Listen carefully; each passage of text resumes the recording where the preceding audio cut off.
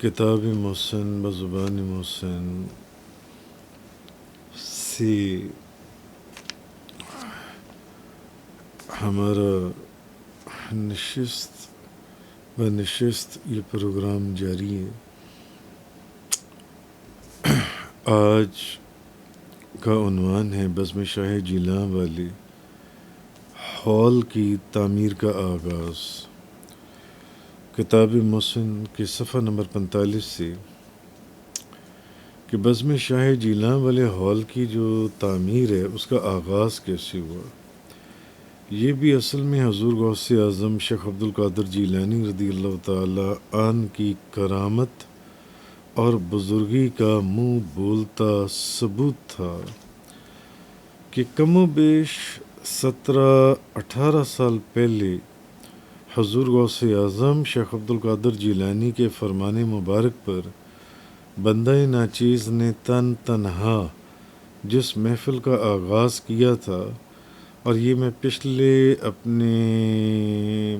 بیان میں بتایا ہوں کہ حضور غوث اعظم کیسے 3-4 مرتبہ بندہ ناچیز کے سامنے خواب کے اندر یا مراقبے کے اندر آئے اور آپ نے مجھے فرمایا 11 اس کی تفصیل گزر چکی ہے۔ تو بہرحال آپ سرکار کے حکم کے اوپر بندہ ناچیز نے جو تنہا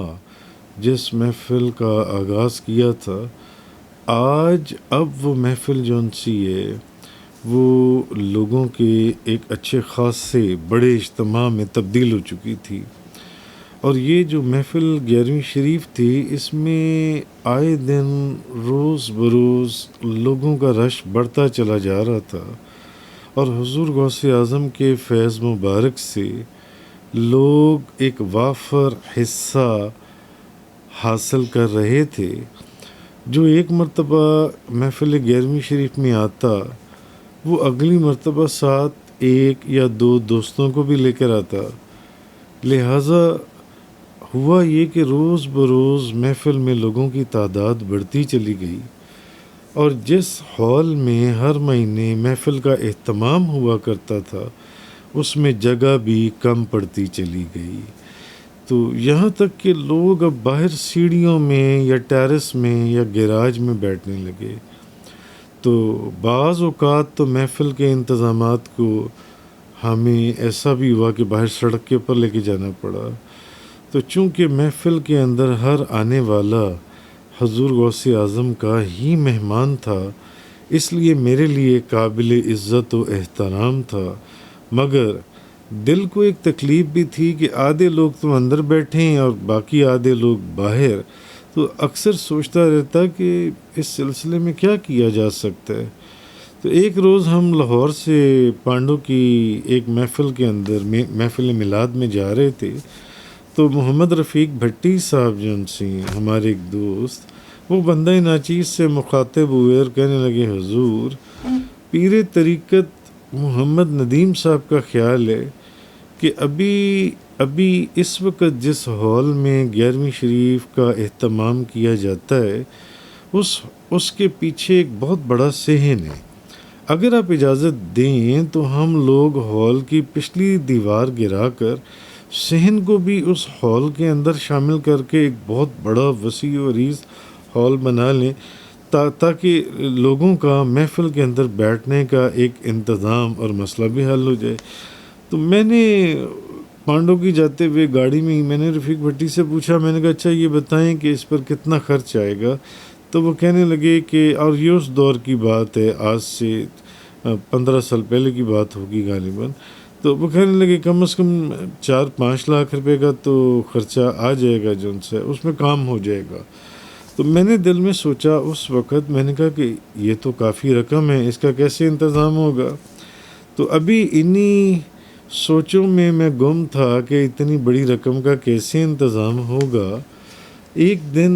مجھے میری بیٹی ثویبہ مجھ سے کہنے لگی، جو کہ شادی کے بعد اب UK آج کل مانچسٹر کے قریب لیورپول کے اندر ہے، مجھے میری بیٹی اس وقت یہاں تھی، ابھی اس کی شادی نہیں ہوئی تھی، تو میری بیٹی ثویبہ مجھے کہنے لگی بابا جان میں نے نا آج ایک خواب دیکھا ہے۔ خواب میں نے دیکھا ہے کہ ہمارے گھر کے ساتھ جو ایک بڑا سا پلاٹ ہے اس میں ایک محفل میلاد سجا ہوا ہے، اور وہاں پر عتیق بھائی نعت پڑھ رہے ہیں، تو اسٹیج کے اوپر آپ حضور غوث اعظم شیخ عبد القادر جیلانی کے ساتھ بیٹھے ہوئے ہیں، اور خواب میں نے دیکھا ہے کہ جیسا لباس حضور غوث اعظم شیخ عبد القادر جیلانی نے پہن رکھا ہے، سفید کرتا، تہمت، پگڑی سفید، ایسا ہی سفید لباس ہو بہو اسی سملر وہ آپ نے بھی پہن رکھا ہے جون سے. تو میں دیکھتی ہوں کہ اسٹیج کے اوپر آپ اور حضور غوث اعظم شیخ عبد القادر جیلانی بیٹھی ہیں، تو میں دیکھتی ہوں کہ آسمان سے نوٹوں کی بارش ہو رہی ہے، پیسوں کی نوٹوں کی بارش ہو رہی ہے، اور وہ جو نوٹ ہیں وہ حضور غوث اعظم شیخ عبد القادر جیلانی اور آپ دونوں کی گود میں آ کر گر رہے ہیں، آپ دونوں کی گود میں آ کر گر رہے ہیں. صویبہ نے ہمیں یہ خواب سنا دیا. یہ انہی دنوں کی بات ہے جب 11ویں شریف والے ہال کی سوچ بچار میں ہم گم تھے کہ ہم کیسے اس کا آغاز کریں. تو صویبہ کا یہ خواب بظاہر اگر آپ دیکھیں تو بہت مبارک تھا، مگر اس وقت اس کی بے عین ہی اصل تعبیر ہمیں سمجھ میں نہیں آئی کہ اس کی تعبیر کیا ہو سکتی ہے. لیکن بعد میں جب حقیقت کھل کر سمجھ میں آئی کہ جیسا صویبہ کو خواب میں دکھایا گیا تھا ویسا ہی ہوا. دراصل یہ حضور غوث اعظم شیخ عبد القادر جیلانی کا بندہ ناچیز کو میری بیٹی صویبہ کے ذریعے مجھے ایک پیغام پہنچانا تھا کہ 11ویں شریف والے ہال کی تعمیر کے لیے پریشان کیوں ہوتے ہو، تمام انتظامات وہاں سے ہوں گے جہاں سے تمہارا گمان بھی نہیں ہوگا. خیر، دوسری طرف رفیق بھٹی کا اصرار بڑھتا چلا جا رہا تھا، تو چند دوستوں سے مشاورت کی اس 11ویں شریف والے ہال کے لیے، اور یہ جولائی 2007 کے اندر مدینہ طیبہ مسجد نبوی میں گنبد خضرا کے سامنے روضہ رسول کے قریب یہ میٹنگ ہوئی. اور اس میٹنگ میں رفیق بھٹی صاحب بھی تھے اور عتیق بھی تھا اور بھی کچھ لوگ تھے جون سے وہاں یہ میٹنگ ہوئی، اور اس کا فیصلہ لیا گیا کہ ہم اب یہ ہال بنانے جا رہے ہیں، اور یعنی اس کی تعمیر جون سی ہے. تو اب رفیق کچھ دوستوں کی مشاورت کے بعد موجودہ جو ہال تھا اس کی پچھلی دیوار گرانے کی اجازت دے دی. کہا کہ چلیں جی دیوار گرائیں اور آپ اس ہال کو بنانے کا آغاز کریں. دیوار گرنے کی دیر تھی کہ حضور غوث اعظم کے فیض مبارک سے دنیا نے پھر جو منظر دیکھا وہ ایک انفرادیت کا حامل تھا. نہ جانے کہاں کہاں سے غیبی امداد اب ہمارے شامل حال ہونے لگی. اب ارادہ تو یہ تھا کہ صرف 4 دیواری کھڑی کر کے پلستر کروا دیں دیواروں کو، مگر لوگوں کی محبت کو دیکھ کر میں حیران تھا. کہیں تو سول انجینئرز آ کر اس کے نقشے بنا رہے تھے، کہیں اکاؤنٹس کے لوگ جو ان سے ایکسپرٹس اس کے حساب کتاب کا انتظام سنبھال کر بیٹھ گئے. کوئی بندہ ریت کی ٹرالی لا رہا تھا، کوئی اینٹوں کی ٹرالی لا رہا تھا، کوئی سیمنٹ کی ٹرالی لا رہا تھا، کوئی سریا لا رہا تھا، کوئی بجری لا رہا تھا. بعض خواتین نے حضور غوث اعظم کی محبت میں اپنے زیورات تک اس کی تعمیر میں پیش کر دیے، اور بڑے تو بڑے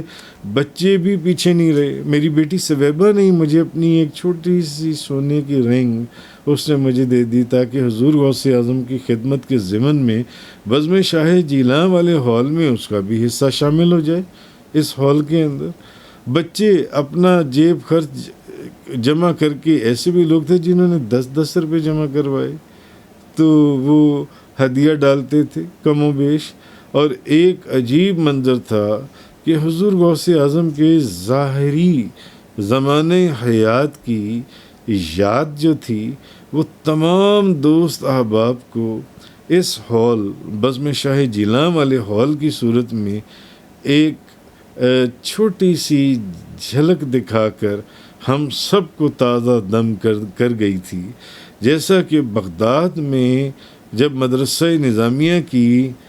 کنسٹرکشن ہو رہی تھی تو حضور غوث اعظم سے محبت اور عقیدت رکھنے والی ایک بوڑھی ضعیف آپ کی ارادت مند عورت اپنے خامد کے ساتھ آپ کی خدمت میں حاضر ہوئی اور کہنے لگی، یا حضرت غوث اعظم، میرے خامد کے ذمے میرا حق مہر واجب الادا ہے، اگر تو یہ میرا خامد آپ کے مدرسے میں، آپ مدرسے کی تعمیر میں حصہ لے اور آدھی رقم کے برابر مزدوری کرے تو باقی حق مہر کی آدھی رقم میں سے معاف کر دوں گی۔ اور چنانچہ ایسے ہی ہوا، اس عورت کے خاوند نے حضور غوث اعظم کے مدرسے کی تعمیر میں حصہ لیا اور یوں اپنی بیوی کا حق مہر بھی ادا کر دیا اور تعمیر کے ضمن میں پیر و مرشد کی بارگاہ میں حاضری